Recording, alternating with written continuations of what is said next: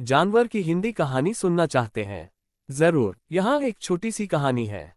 एक घने जंगल में एक छोटा हिरण रहता था। वह बहुत ही डरपोक था और हमेशा इधर उधर चौकन्ना रहता था।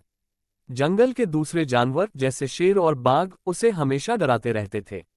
एक दिन हिरण जंगल में घूम रहा था कि अचानक उसने एक गहरी खाई देखी। वह खाई इतनी गहरी थी कि उसमें गिरना मौत को दावत देना था। हिरण डर गया और सोचने लगा कि अब वह क्या करे। तभी उसने देखा कि एक लोमड़ी उसकी तरफ आ रही है।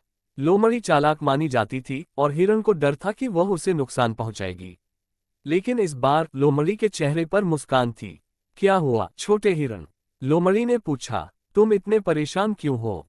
हिरण ने उसे खाई के बारे में बताया। लोमड़ी ने कुछ देर सोचा और फिर बोली, चिंता मत करो, मेरे पास एक उपाय है।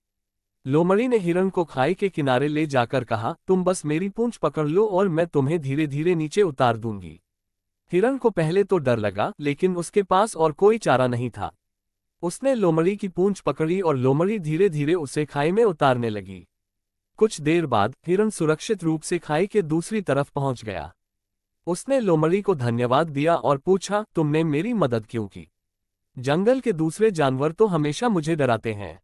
लोमड़ी ने हंसकर कहा, हर जानवर बुरा नहीं होता छोटे हिरण, और मुसीबत में सबकी मदद करनी चाहिए।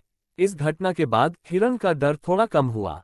उसने समझ लिया था कि दुनिया में अच्छे जानवर भी होते हैं और मुश्किल समय में मदद करने वाले भी मिलते हैं। ये कहानी आपको कैसी लगी?